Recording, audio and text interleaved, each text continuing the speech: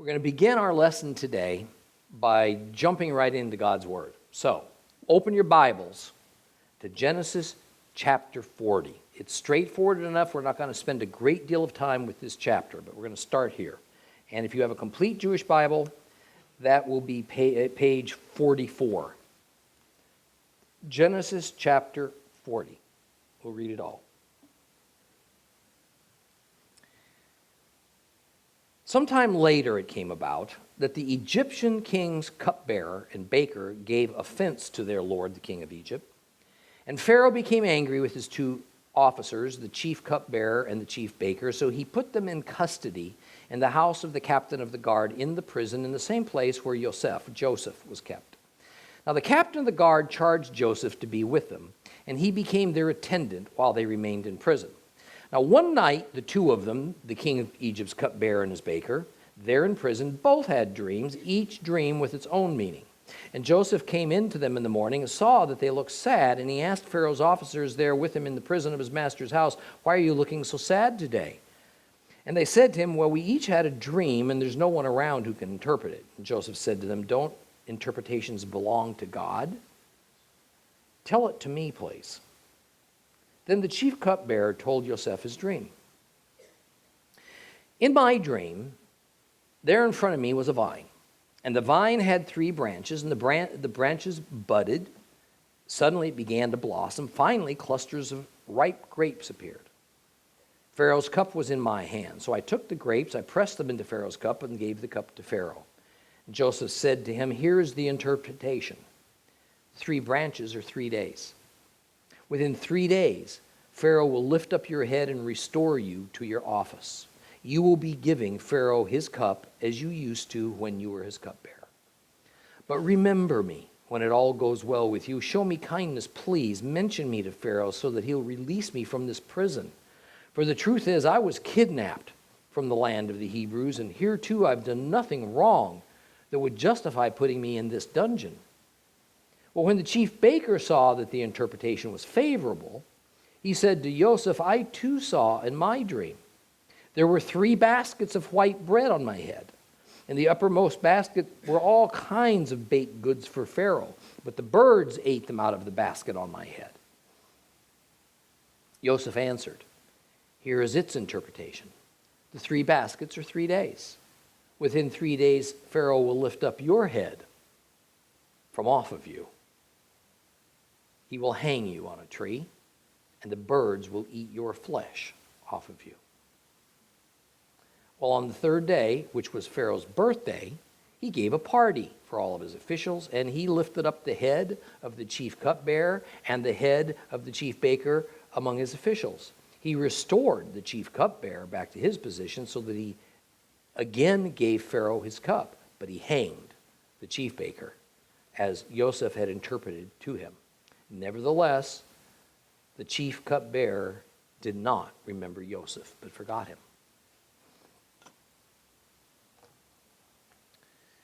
Well, about 11 years has passed since his older brothers sold Joseph into slavery. So he's 28 years old about now. Now, I wonder if Joseph still thought his dreams of his family bowing down to him that had much to do with his current condition bore any significance, or were they just that, dreams of childhood? Because from where he sat, so long removed from Canaan and from his family, he may well have forgotten about all those sheaves of grain that were bowing down before him, and the sun and the moon and the 11 stars paying homage to him. But let's be very clear about what those dreams meant to Joseph.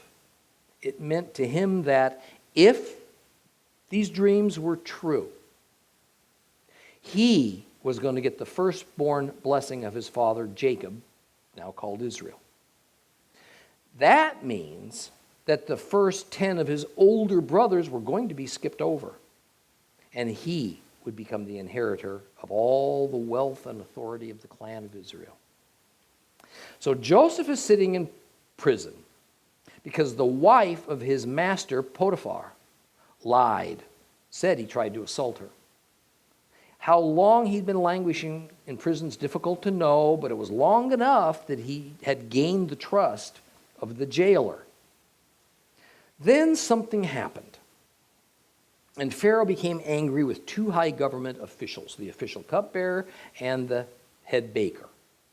These were not servant positions, although everybody, by definition, was a servant to Pharaoh. No, these men were likely right in line behind Potiphar in authority. But as is often the case with Orientals, remembering it was Orientals, it was Semites, not Egyptians, that were now ruling Egypt. Some unknown offense winds up costing men their freedom, maybe even their lives. Now, likely as not, the Pharaoh simply was in a bad mood, or unknowingly, as these two officials apparently were Egyptians, they had committed some faux pas of Oriental sensibilities, and these two men wound up arrested. And like Joseph, held in the house of the prison captain, not in the regular prison as with the common folks. After some time, Joseph noticed one morning that both of these men had puzzled and bothered countenances, and he inquired what was troubling them. And they each reported that they had had a dream, and they couldn't understand what it meant. It wasn't that these men saw danger in their dreams. It was that in prison there weren't any seers available, no dream interpreters, to tell them the significance of their night visions. Well, dreams were considered to be very important in that era, so there were professional dream interpreters available for a fee. We begin to see the level of faith to which all of Joseph's sufferings had taken him as he responds, "Don't all interpretations belong to God?" And he says, "Tell me your dreams." They proceed. Cupbearer goes first. He speaks of a vine and of 3 branches and grapes forming on the branches, which he makes into wine for the Pharaoh. Instantly, God gives Joseph the meaning. Joseph tells the cupbearer some good news. Within 3 days, the Pharaoh is going to reinstate the cupbearer to his position. All will be well for him. This seems now to have emboldened the baker, who undoubtedly, as a result of witnessing this great interpretation of the cupbearer's dream, expected equally as good news. The baker, who of course dreamt within the context of his life's experiences, just as the cupbearer had done with his own, saw 3 baskets of bread on his head, apparently stacked one upon the other. For the uppermost basket attracted birds, which came and ate the baked goods right out of the basket, while still on the baker's head. And Joseph had to tell the baker the bad news that on the same day the cupbearer was going to get restored, the baker was going to lose his life. And of course, that's exactly what happened. One little detail. Many versions say the baker was hung from a tree. That's not really what was said. What actually is said is he would be impaled upon a tree.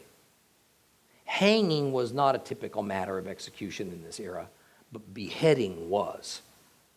And often the headless corpse would be impaled on a stake, a tree, as a warning to others.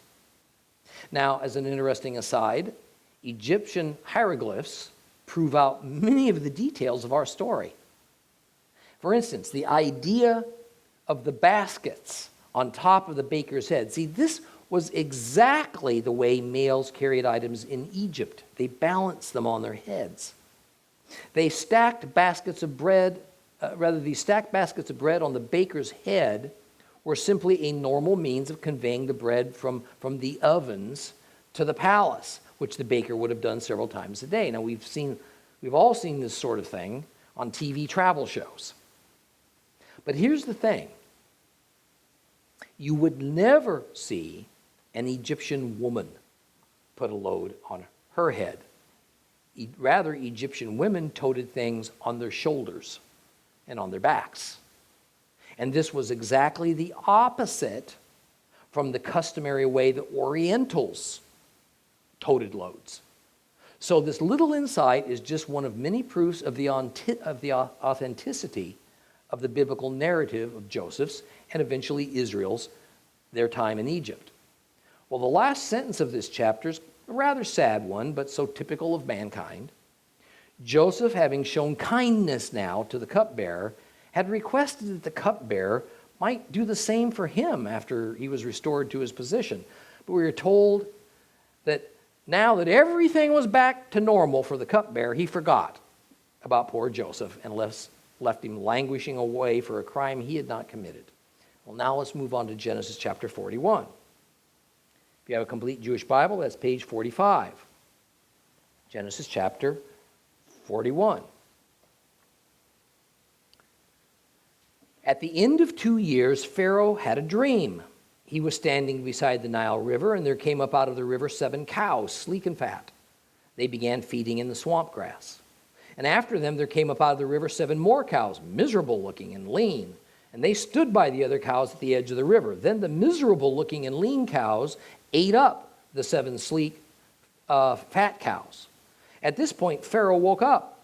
But when he went to sleep again and dreamt a second time, 7 full, ripe ears of grain grew out of a single stalk, and after them 7 ears thin and blasted by the east wind sprang up, and thin ears swallowed up the 7 full ripe ears, and the Pharaoh woke up and realized it had been a dream. And in the morning he found himself so upset that he summoned all the magicians of Egypt and all of its wise men. And Pharaoh told them his dreams, but no one there could interpret them for him. Then the chief cupbearer said to Pharaoh, today reminds me of something wherein I'm at fault. Pharaoh was angry with his officials and put me in the prison of the house of the captain of the guard, me and the chief baker. And one night both I and he had dreams, and each man's dream had its own meaning. And there was with us this young man, a Hebrew, a servant of the captain of the guard, and we told him our dreams, and he interpreted them for us. He interpreted each man's dream individually, and it came about as he interpreted to us. I was restored to my office, he was hanged. And then Pharaoh summoned Joseph. They brought him quickly out of the dungeon. He shaved himself, changed his clothes, and he came into Pharaoh. And Pharaoh said to Joseph, I had a dream, and there's no one who can interpret it. But I've heard it said about you that when you hear a dream, you can interpret it. And Joseph answered Pharaoh, it isn't in me. God will give Pharaoh an answer that will set his mind at peace. Pharaoh said to Joseph, well, in my dream, I stood at the edge of a river, and there came up out of the river 7 cows, fat and sleek, and they began feeding in the swamp grass. And after them, there came up out of the river 7 more cows, poor, miserable looking, lean. I've never seen such bad looking cows in all the land of Egypt. And then the lean and miserable ones, pages of my Bible stuck together, miserable looking cows ate up the first 7 fat cows. But after they had eaten them up, one couldn't tell that they had eaten them because they were as miserable looking as before. And at this point I woke up, but I dreamed again. I saw 7 full ripe ears of grain growing out of a single stalk, and after them 7 ears thin and blasted by the east wind sprang up, and the thin ears swallowed up the 7 ripe ears. And I told this to the magicians. None of them could explain this to me. And Joseph said to Pharaoh, the dreams of the Pharaoh are the same. God has told Pharaoh what he's about to do. The 7 good cows are 7 years, and the 7 good ears of grain are 7 years. The dreams are the same. Likewise, the 7 lean and miserable-looking cows that came up after them are 7 years, and also the 7 empty years blasted by the east wind, there will be 7 years of famine. This is what I told Pharaoh. God has shown Pharaoh what he is about to do. Here it is. There will be 7 years of abundance throughout the whole land of Egypt, but afterwards there will come 7 years of famine. Egypt will forget all the abundance. The famine will consume the land, and the abundance will not be known in the land because of the famine that will follow, because it will be truly terrible. Why was the dream doubled for Pharaoh? Because the matter has been fixed by God, and God will shortly cause it to happen. Therefore Pharaoh should look for a man, both discreet and wise, to put in charge of the land of Egypt. Pharaoh should do this. He should appoint supervisors over the land to receive a 20% tax on the produce of the land of Egypt during the 7 years of abundance. They should gather all the food produced during these good years coming up and set aside grain under the supervision of Pharaoh to be used for food in the cities, and they should store it. This will be the land's food supply for the 7 years of famine that will come over the land of Egypt, so that the land will not perish as a result of the famine. Well, the proposal seemed good, both to Pharaoh and to all of his officials. And Pharaoh said to his officials, "Can we find anyone else like him? The Spirit of God lives in him." So Pharaoh said to Joseph, "Since God has shown you all this, there's no one as discerning and as wise as you. You'll be in charge of my household. All my people will be ruled by what you say. Only when I rule from my throne will I be greater than you." And Pharaoh said to Joseph, "Here, I place you in charge of the whole land of Egypt." And Pharaoh took his signet ring off of his hand. He put it on Joseph's hand, had him clothed in fine linen with a gold chain around his neck, and had him ride in his second best chariot. And they cried before him, "Bow down." Thus he placed him in charge of the whole land of Egypt. Pharaoh said to Joseph, "I, Pharaoh, decree that without your approval, no one is to raise his hand or his foot in all the land of Egypt." Pharaoh called Joseph by his name Zaphenath-Paneah and gave him as his wife Osnat, the daughter of Potiphar, priest of On. Then Joseph went out through all the land of Egypt. Joseph was 30 years old when he stood before Pharaoh, king of Egypt. Then he left Pharaoh's presence and traveled through all the land of Egypt. And during the 7 years of abundance, the earth brought forth heaps of produce. He collected all the food of these 7 years in the land of Egypt. He stored it in the cities. The food grown in the fields outside each city he stored in that city. Joseph stored grain in quantities like the sand of the seashore, so much that they stopped counting because it was beyond measure. Now 2 sons were born to Joseph before the year of the famine came. Osnat, daughter of Potiphar, priest of On, bore them to him. Joseph called the firstborn Manasseh, because God has caused me to forget all the troubles I suffered at the hands of my family. The second he called Ephraim, for God has made me fruitful in the land of my misfortune. Well, the 7 years of abundance in the land of Egypt ended, and the 7 years of famine began to come, just as Joseph had said. There was famine in all lands, but throughout the land of Egypt there was food. And when the whole land of Egypt started feeling the famine, the people cried to Pharaoh for food, and Pharaoh said to all the Egyptians, "Go to Joseph, do what he tells you to do." The famine was over all the earth, but then Joseph opened up the storehouses and sold food to the Egyptians, since the famine was severe in the land of Egypt. Moreover, all countries came to Egypt to Joseph to buy grain because the famine was severe throughout the earth. Now, I told you something earlier that may have caught you a little bit off guard, that at the time of Joseph, Egypt was ruled by Semites, descendants from Shem, son of Noah. That in fact, the Pharaoh of Egypt at the time Joseph was made ruler of the land wasn't an Egyptian. And that during about a 150-year period, official Egyptian government records regarding Egypt's history suddenly ceased.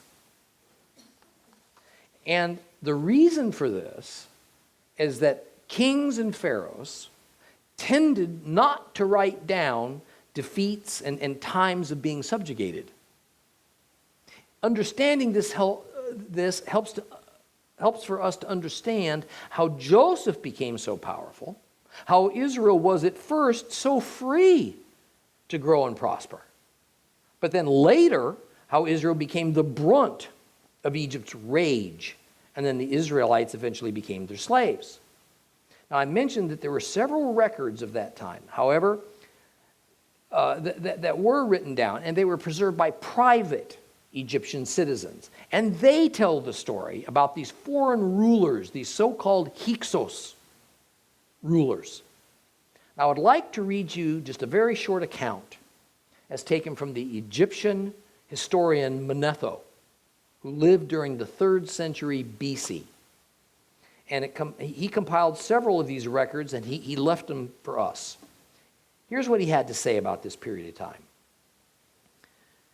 "We had a king called Ptolemaeus, And in his reign, it happened. I do not know why God was displeased with us. Unexpectedly, from the regions of the east came men of an unknown race. Confident of victory, they marched against our land, and by force they took it easily without a single battle. And having overpowered our rulers, they burned our cities without compassion. They destroyed the temples of our gods. All the natives were treated with great cruelty, for they slew some, they carried off the wives and children of others into slavery. Finally, they appointed one of themselves as our king. His name was Seleucus, and he lived in Memphis, and he made Upper and Lower Egypt pay tribute to him. And when he found a city in the province of Sais, which suited his purpose, it lay east of the Bubasite branch of the Nile and was called Avaris. He rebuilt it. He made it very strong by erecting walls and installing a force of 240,000 men to hold it. Seleucus went there every summer, partly to collect his corn and pay men their wages, partly to train his armed troops and terrify foreigners. Here we have a very emotional, very condensed recounting of the conquering of Egypt by the Semites from Asia. We even have the name, an Arabic name, of the conquering king, Seleucus. I mean, how it must have stuck in the craw of the Egyptian people to be overrun so easily, so swiftly by these, to their minds, uncivilized hordes. Yet in God's unfathomable divine providence, this is what would set the stage for Joseph to assume a powerful position and for Israel to be held hostage in Egypt for over 4 centuries. Now, I would like you to take note of a name that I just read that's mentioned by Manetho, Avaris. Because as we study Exodus next, we shall spend some time talking about this particular city. Avaris is the large city that became home to the Hebrews, to the Israelites in the land of Goshen in Egypt. The very place most secular archaeologists say doesn't exist. A place where an enormous population of Hebrews existed after Joseph's time. And note what a large place it was that this Seleucus, this new foreign pharaoh, stationed almost 250,000 troops there just to secure it. One last thing. A little earlier, I used some terms: Bedouin, Semite, and Oriental, kind of interchangeably. I want to explain it. The overall continental landmass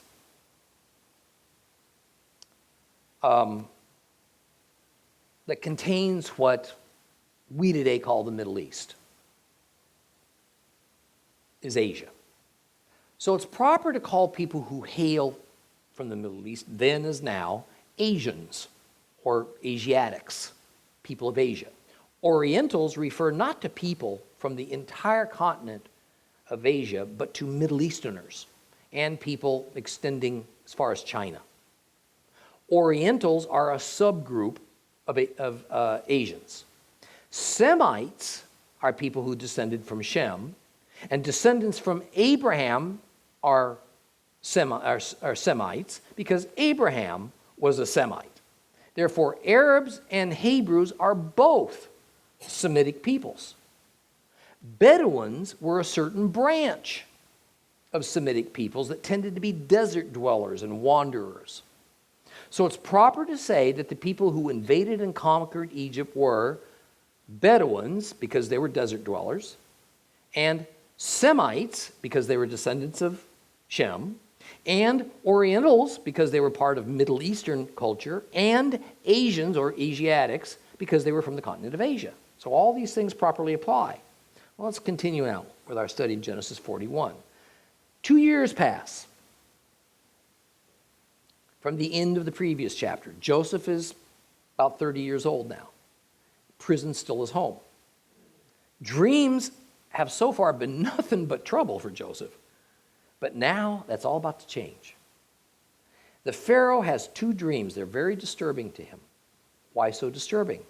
Because they seem so real that after he awoke, verse 7 says he was relieved to realize they were just dreams. Yet the content was such that they seemed more than a dream, more like a vision. So he felt he must pursue the meaning. He calls all of his magicians, his wise men, to tell him the meaning of these dreams.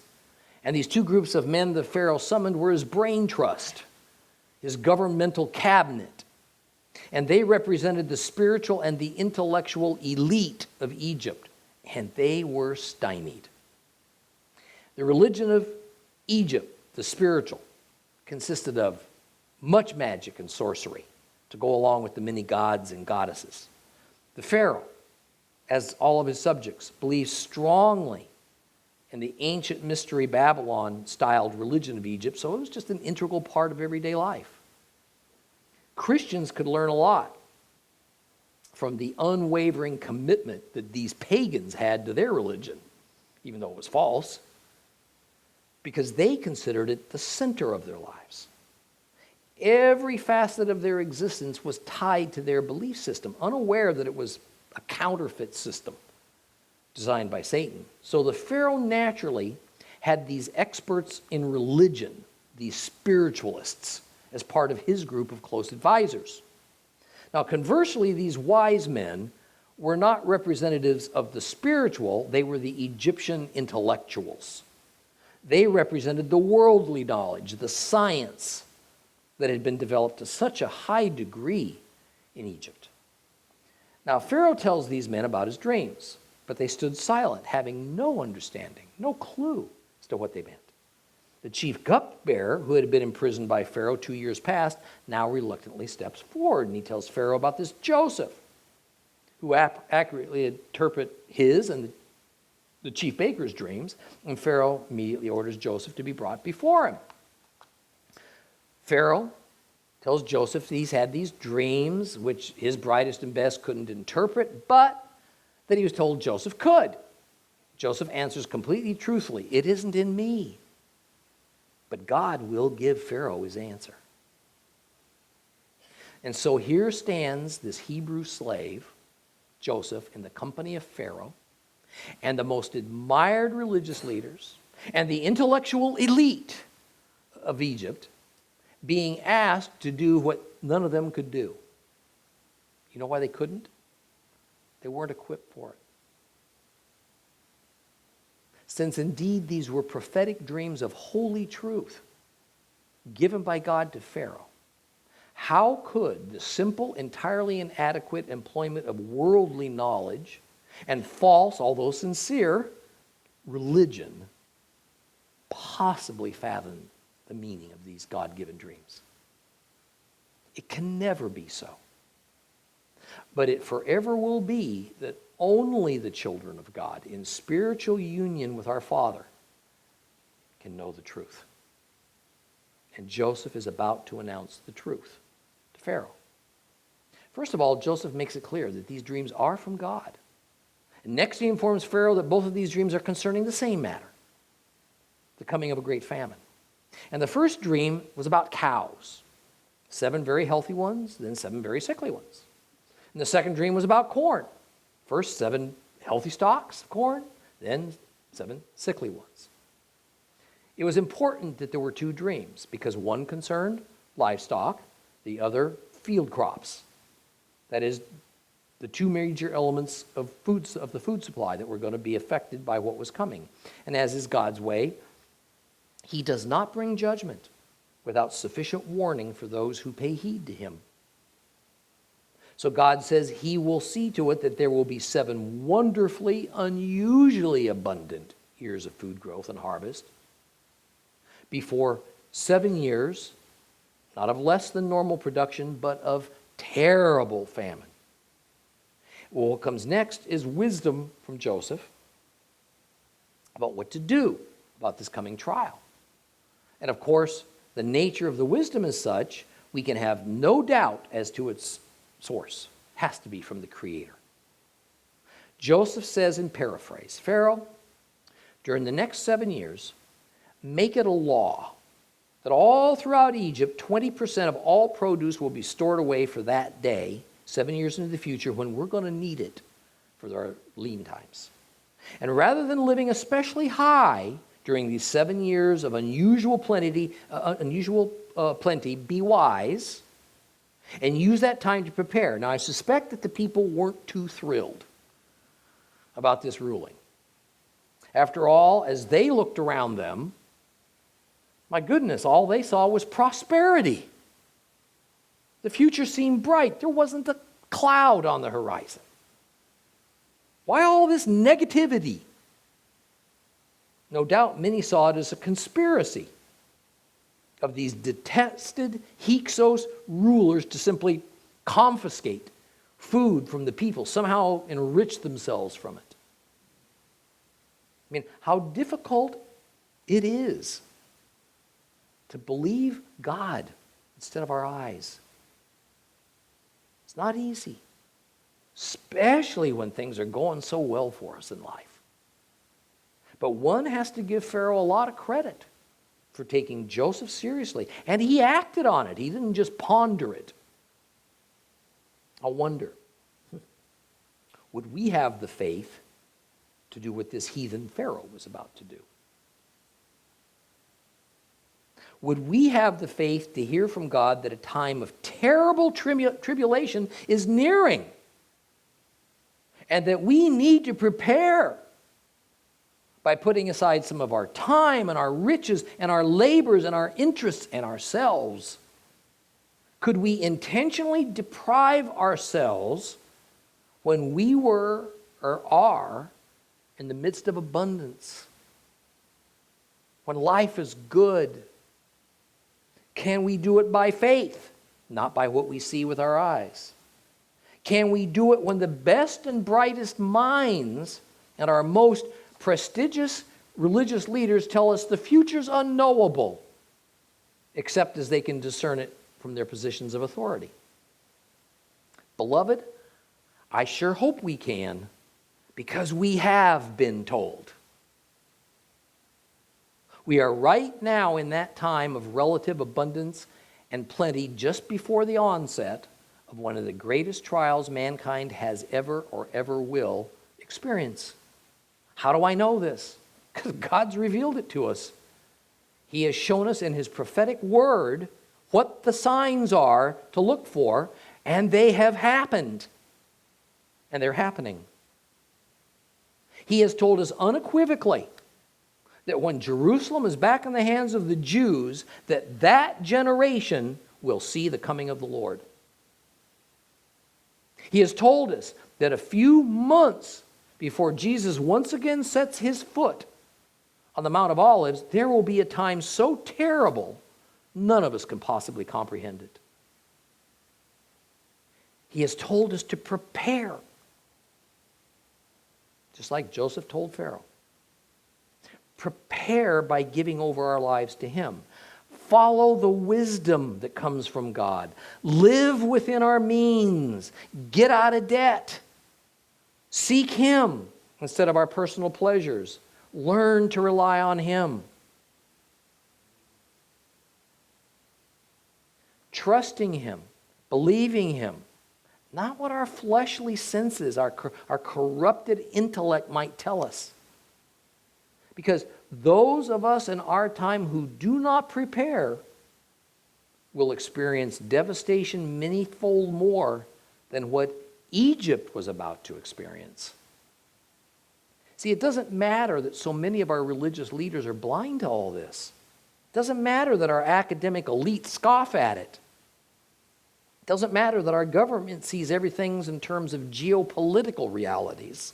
And our lawmakers see things in terms of attaining and maintaining their personal power. Because most of our secular and religious leaders are as oblivious to reality as were Pharaoh's wise men and magicians. You see, God has not entrusted the truth to them. He's entrusted the truth to us, His believers, His worshipers.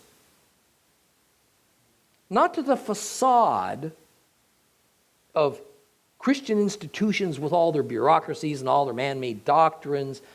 It's to the people, his followers, his believers, who have been sanctified through the blood of Christ. That's who's been given the truth. For the Pharaoh, the next question was, who's going to make sure all that needs to be done is done? Not going to get his hands dirty. The answer was obvious. The man God chose to deliver the message, he ought to be the one to carry out all the preparations. Joseph.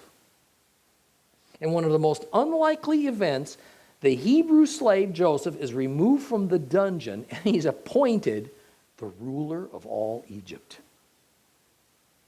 Joseph goes from the outhouse to the penthouse. And the only higher authority is Pharaoh himself. A ceremony was held so that all of Egypt would know Joseph's position over them. And as part of this ceremony, Pharaoh gave Joseph a new name, Zapaneth Paneah. The form we have Joseph's name in today seems to be a hybrid Egyptian and Hebrew word. Scholars say it means either God speaks, he lives, or it means the creator and sustainer of life. More recent scholarship draws that into doubt. It would make more sense that this name is purely Egyptian. And indeed, we find that there is a common word used in naming Egyptians, Zatanath, which was his first name, which means he who is called. The second word of Joseph's name, Paneah, is also fairly identifiable, fairly easily identifiable in the Egyptian language. Anea is the word, an alternate word for life in Egypt. So the Egyptian meaning of his name probably was something like, he who is called life. Pretty good.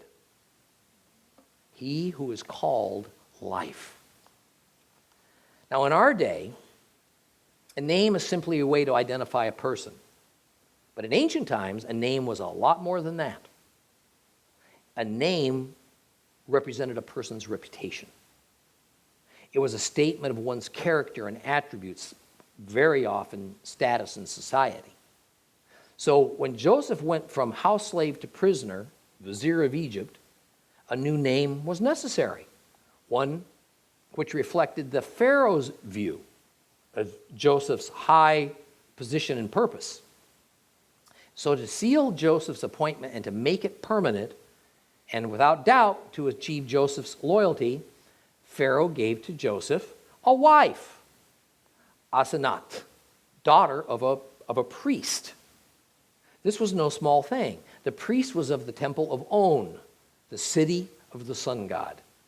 And at this time, this temple was built to honor the god Re, later called Atum-Re. Re was the highest Egyptian deity. Later, the city of On, about 7 or 8 miles north of Cairo, would come to be known as Heliopolis, city of the sun. So Joseph married the daughter of the priest of the sun god, Re. Now, once the ceremonies were concluded, Joseph set about traveling throughout Egypt, setting up a system, seeing to it that an enormous amount of grain was saved and it was stored properly. And we're told that the 6 years before the famine were abundant. The biblical term abundant meaning there were 6 years of bumper crops. 6 years passed. It's a year before the onset of the famine. And Joseph now has 2 sons by his Egyptian wife, the firstborn being Manasseh, the younger being Ephraim. Now, by the way, these are Hebrew names. They're not Egyptian names. However, due to the customs of those days, that remains the same to this day for Hebrews and many other cultures. The mother's nationality and genealogy determined that of the children. So despite their Hebrew names, in that era, these 2 boys were without question considered as Egyptian children. Now, the foreign mother of an Israeli could renounce her nationality and gods and become a member of Israel. If that happened, then the mother was not considered foreign, despite her genealogy, but now she was Hebrew. That did not happen in this case. Asenath, mother of Joseph's children, was an Egyptian, and there's no evidence that she gave up her Egyptianness.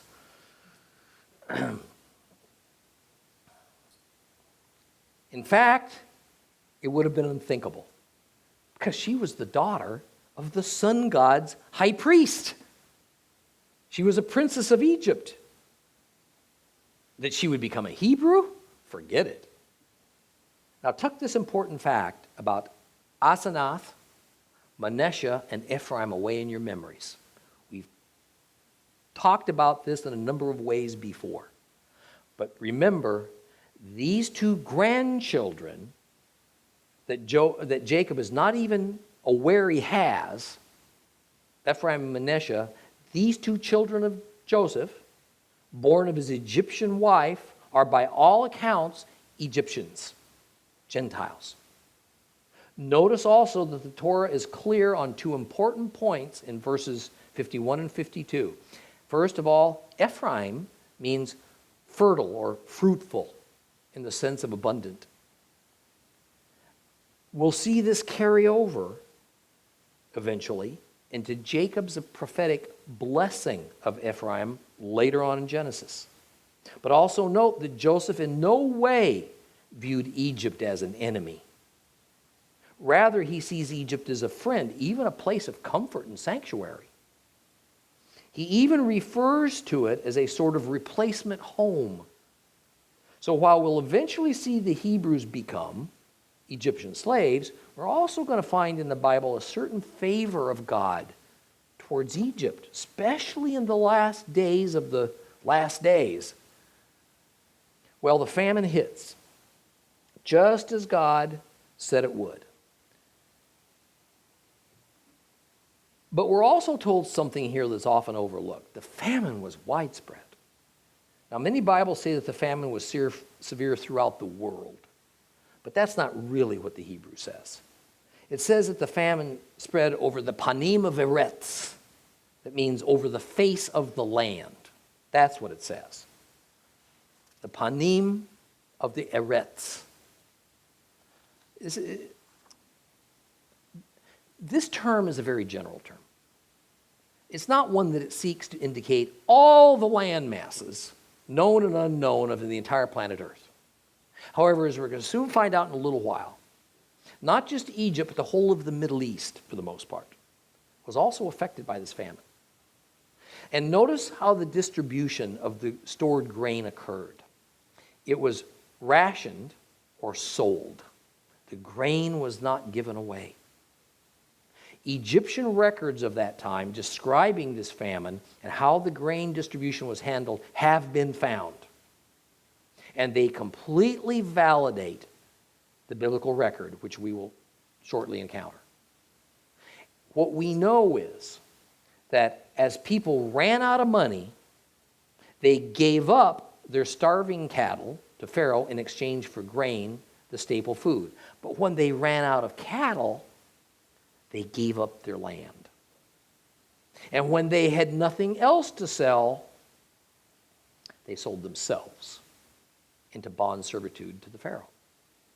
In this way, Pharaoh eventually owned all the land and all the wealth of Egypt. It also allowed him to build up this enormous slave-class workforce to construct magnificent temples and roadways and cities and canals and all sorts of amazing things. Now, as cynical and hard-hearted as all this was, God used the situation to save lives and to assure the survival of Israel. One final thought, we'll move on. I wonder what the Egyptian people thought of Joseph during this time of famine. You suppose he got thanked for forcing them to save up grain, doing less during a time of plenty, thereby allowing them to survive later on? Or did he get the blame? Did he receive their hatred when so many had to sell themselves into slavery just to obtain that grain that they'd grown? After all, Pharaoh had made Joseph the front man. Joseph was the supreme administrator of this program. And as we saw, the Pharaoh had a large public ceremony just to make clear, it's this Joseph guy for you to look at. This was a smart dude. All cunning politicians put someone between them and the people to act both as a buffer and as a lightning rod. When things go well, that politician, man, he jumps to the front to accept all the credit and adoration of the people. But when something goes wrong, or it's unpopular, the politician goes silent. He gets invisible real fast. And that front man catches all the flack. Something tells me that the leftover bitterness from this event surrounding the confiscation of grain from the Egyptian people's own private land, and then the selling of it, what should have been their own grain, back to them, often at the cost of their own personal freedom, had a lot to do with how things would pan out a little while later. For it was after Joseph died, and new pharaohs were now in place, and Joseph's family, the Hebrews, had grown huge and prospered. That's when the dispossessed people of Egypt turned on them. Matters like this famine situation are not easily forgotten. And it's unthinkable that this didn't have much to do with Egypt eventually turning the tables on Joseph's family by enslaving them. We will get into chapter 42 next week.